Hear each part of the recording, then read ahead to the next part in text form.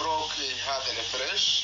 اهم شيء نحتفظ بالجزء هذا اللي هو ساق البروكلي نقصه بهالطريقة هذه، وهذا هو اللي يعطي طعم حلو حق الشوربة. هذا بروكلي فريش، طبعا الفريش افضل من المجمد. فانا الحين راح اقطعه وبعدين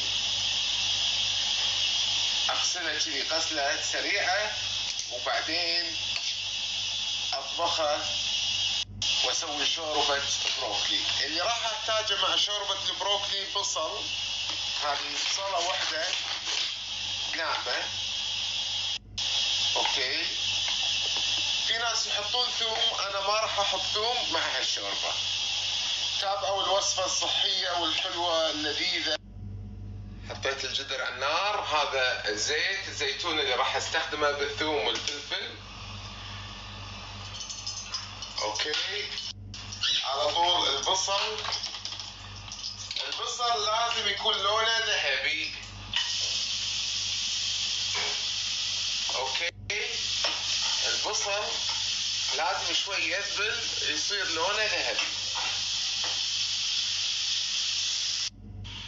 شوفوا شلون بعد ما ذبل البصل وصار لونه ذهبي. انا حطيت فلفل اسود، هذا فلفل اسود. الحين اجيب البروكلي بعد ما غسلته عدل واحمسه مع زيت الزيتون.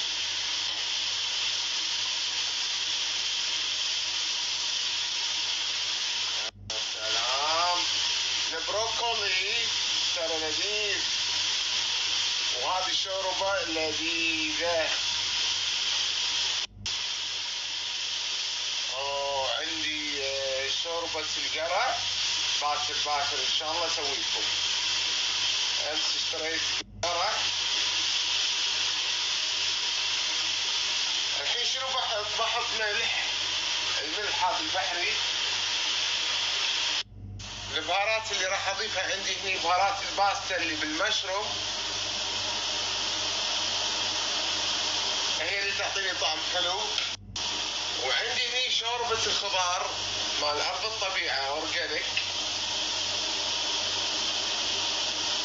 اذا ما عندكم استبدلوا مكعب ماجي، بس مكعب ماجي انا ما احبه دسم.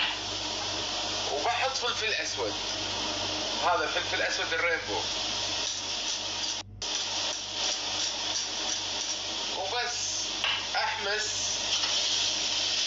وانتم تحمسون ترى تشمون ريحة لذيذة، ريحة البروكلي. الحين بحط قفشة طحين واحمس. شوفوا عشان ما تقولون في حن ما قلت لنا، هذه قفشة كبيرة طحين ابيض، ولازم نحمس. الحين شنو صار عندنا بالقاعة تحت؟ البصل، شوفوا شلون صار لونه بني، هذا السر هني. حطيت طبعا فلفل اسود وملح. الحين الماي الجك عندي ماي حار، بس تقريبا خلاص الطحين. بسم الله الرحمن الرحيم، الله يقينا من الشر.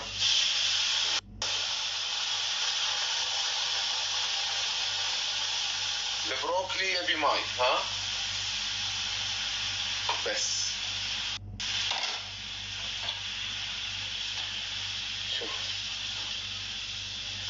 شفتوا الطعم هذا، اللون البني هذا اللي يعطيني. الحين كذي خلصت الشوربة، راح نضربها بالخلاط. بسم الله الرحمن الرحيم. هي المفروض شوي تبرد، بس انا مستعجل لاني جوعان. انا جوعان. شو اسمه هذا بالبلندر اليدوي. لحظة في حركة وسخت الدنيا. نشيل حبة او حبتين حق المزازة، حق كذي يصير في قطعات صغيرة داخل الشوربة.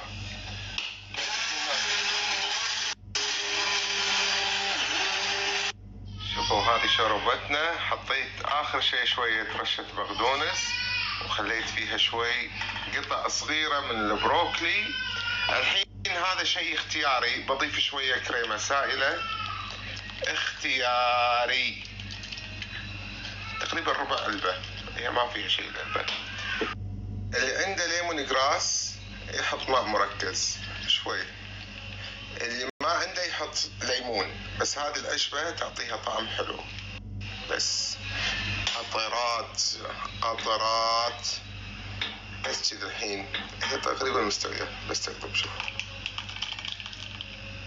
يا سلام، جابوا تراهم جابوا تراهم جابوا. ما شاء الله الشوربة لذيذة من اللذاذة. أنا أقول لكم نصيحة، تسوونها وتتم بالثلاجة ثاني يوم. يا سلام، شو طيبة صحية. اللي يحب الثوم، أنا تدرون أحب الثوم، بس أنا ما أبي أحط فيها ثوم. بالشتاء طعم الثوم عجيب. اللي يحب الثوم يحط ثوم. وبس سلامتكم. تقولون ليش الصحن هذا يفرق عن هذا؟ لأن أنا ما عندي صحن، هذا صحن ناصر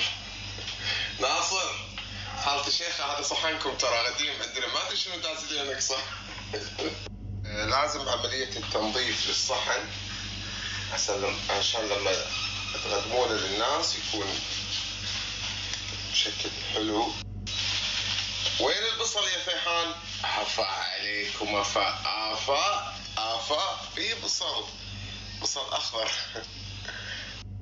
لازم بصل أخضر، لازم هذا البصل اللذيذ الناطع. بس أنا هذا شو اسمه بس. وعلينا وعليكم بألف عافية. ألف شوربة بروكلي، جربوها وادعوا لي. وإذا في وقت باكر إن شاء الله بسوي لكم شوربة القرع. تقريبا شفتوا التكنيك اللي أنا سويته متقارب، نفس الشيء، بس شوربة القرع أحط وياها قفشة سكر أسمر.